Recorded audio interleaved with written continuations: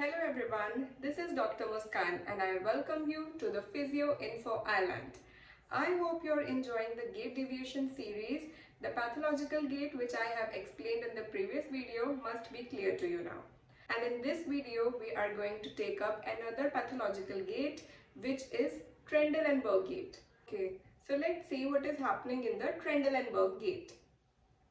Trendelenburg gait basically क्यों हो जाता है? Because of the weakness of gluteus medius muscle, जो कि एक हिप एबडक्टर है. जब भी ग्लूटियस मीडियस या मिनिमस मसल की वीकनेस हो जाती है तो ट्रेंडेलेनबर्ग गेट पेशेंट डेमोन्स्ट्रेट करता है. ग्लूटियस मीडियस मसल का फंक्शन क्या है? हिप एबडक्टर तो वो है ही, पर उसके साथ साथ वो ऑपोजिट साइड के पेल्विस को भी स्टेबलाइज करके रखता है. जब ग्लूटियस मीडियस मसल की वीकनेस आ जाएगी तो क्या होगा? ऑपोजिट साइड का पेल्विस ड्रॉप कर जाएगा. Okay, Is this clear to you now?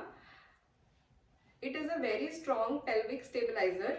अगर एक साइड का ग्लूटियस मीडियस मसल वीक हो जाता है ड्यू टू एनी रीजन तो ऑपोजिट साइड का पेल्विस ड्रॉप हो जाएगा जब वो लेग स्विंग फेज में आएगी. It will not be able to maintain the pelvic stability. Okay, तो इसे कंपनसेट करने के लिए क्या होता है? जो हमारे बैक के मसल्स हैं, क्वाड्रेटस लंबोरम है, वो ओवर एक्टिव हो जाएगा. वो उसको एक्स्ट्रा वर्क करना पड़ेगा सो दैट ये पेल्विक के ड्रॉप को कंपनसेट कर सके, थोड़ा रिड्यूस कर सके. सो जब भी वो पेशेंट वॉक करेगा तो क्या होगा? स्टैंडिंग लेग की साइड पे लेटरल फ्लेक्शन हो जाएगी. लेटरल फ्लेक्शन हो जाएगी सो दैट ये वाला जो क्वाड्रेटस लंबोरम है ये पेल्विस को थोड़ा सा ऊपर लिफ्ट कर सके एंड ये वाली जो लेग है वो स्विंग फेज अचीव कर सके. राइट, नॉर्मल गीट पैटर्न में क्या होता है? जौन सी लेग स्टांस फेज में है उस साइड का पेल्विस थोड़ा ड्रॉप हो जाता है और जो स्विंग फेज में है उस साइड का पेल्विस हाइक हो जाता है.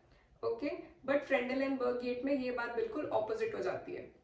That is why this gait is pathological. अब ग्लूटियस मीडियस की वीकनेस किसी भी रीजन से हो सकती है.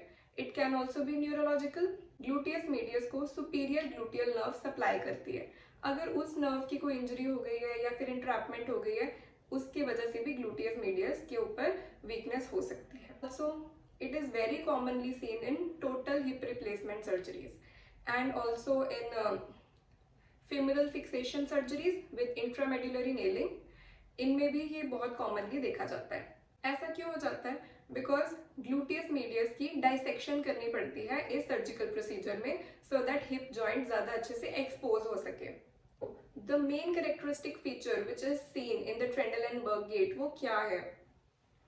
जिस साइड का ग्लूटियस मसल वीक है उसके ऑपोजिट साइड का पेल्विस ड्रॉप होगा जिसकी वजह से अफेक्टेड साइड की तरफ लेटरल फ्लेक्शन हो जाएगी. अफेक्टेड लेग की जो क्वाड्रेटस लंबोरम है वो कॉन्ट्रैक्ट करेगी सो दैट वो साइड लेटरल फ्लेक्स हो जाए.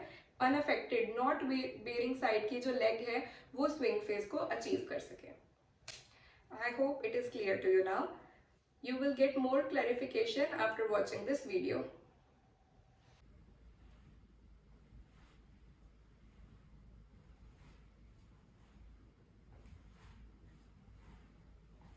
As you can see in the video, the patient will be moving like this on the standing leg side so that जो opposite leg है वो swing phase को achieve कर सके by pulling the hip upwards.